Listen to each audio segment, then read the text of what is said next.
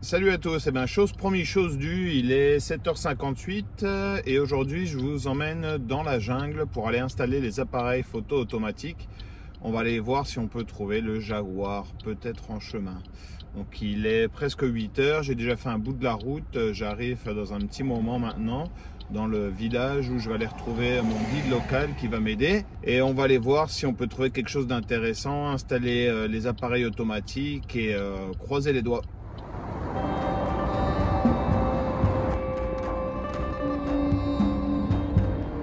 Quelques jours avant, j'ai reçu le message d'un habitant qui est tombé presque nez à nez avec le Jaguar, exactement dans la zone où je me rends aujourd'hui.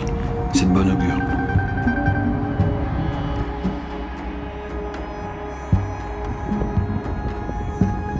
Je pars donc pour cette première sortie en forêt où évidemment le Jaguar sera présent dans mon esprit à tout moment. Pour cette sortie, je serai accompagné d'Arsenio, un habitant de la zone où le projet commence et qui va me guider sur les chemins, presque tous abandonnés, où la végétation a en grande partie repris ses droits et où même quelqu'un d'expérimenté comme moi se perdrait très facilement. Il partage avec moi ses anecdotes, ses histoires, mais surtout ses connaissances sur l'utilisation ancestrale des plantes que l'on croise ici et là et les habitudes des différentes espèces qui habitent cette forêt. Bref, toute l'information accumulée durant toute sa vie et qui pour moi est d'une valeur exceptionnelle.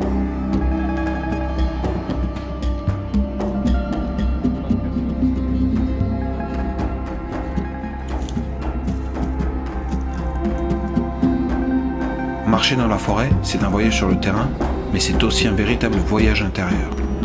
On se découvre ou se redécouvre, on apprend ses limites et éventuellement les repousser. On profite de cette sensation de paix intérieure tout en gardant à l'esprit le sentiment d'être un invité.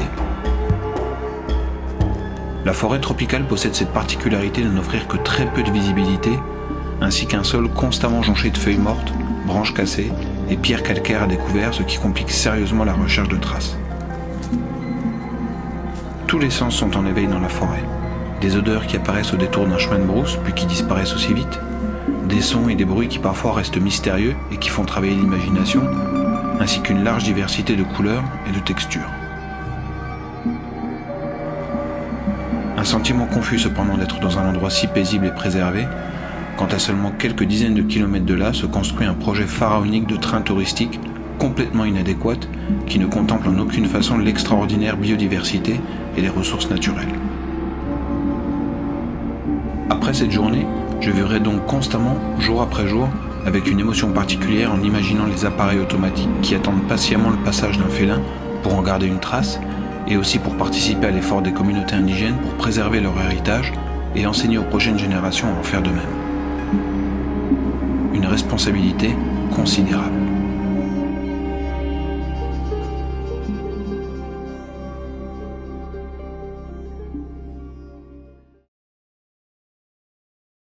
Un petit résumé de cette première sortie pour aller mettre les appareils photo automatiques dans la forêt. C'était super, on a fait une grande marche, environ 10 km dans la forêt tropicale. On est parti le matin vers 9h, 9h15 pour éviter les grosses chaleurs. Et on a marché longtemps et mon guide local, Don Arsenio, c'est un ancien chasseur en réalité qui s'est reconverti et qui maintenant fait de la conservation. Donc voilà, comme quoi c'est possible. Je pense qu'on va donner aux appareils photo automatiques aux alentours de 3 semaines, peut-être 4 semaines. Comme c'est une première fois, on va voir un petit peu comment les batteries, les piles réagissent, voir combien de temps elles tiennent le coup et voir un petit peu dans ce laps de temps, 3-4 semaines, ce qu'on peut obtenir. Il n'y a plus qu'à croiser les doigts et on va attendre début février, refaire la même petite marche d'une dizaine de kilomètres pour aller voir ce qu'il en est. De retour à la civilisation, j'en ai profité dans les parages pour m'arrêter voir un ami qui s'appelle Manuel, qui a un superbe projet de conservation et d'écotourisme. C'est quelque chose de très intéressant, ça fait plus d'une dizaine d'années qu'il travaille là-dessus et j'ai pu voir, parce que ça fait maintenant plusieurs années que je le connais, que je visite son petit projet, j'ai pu voir les changements, c'est quelque chose d'incroyable. Donc je vais vous laisser en bas dans les commentaires le lien pour aller voir sa page Facebook, il y a plein de photos, il y a plein d'illustrations et c'est un endroit que vous pouvez visiter si vous venez dans la région. Encore une fois, si vous avez des questions sur les appareils photo automatiques, sur les Jaguars, sur les Pumas ou sur la nature en général ici au Mexique, n'hésitez pas à partager vos questions dans les commentaires. En attendant, je vous souhaite une excellente semaine à tous, à très vite.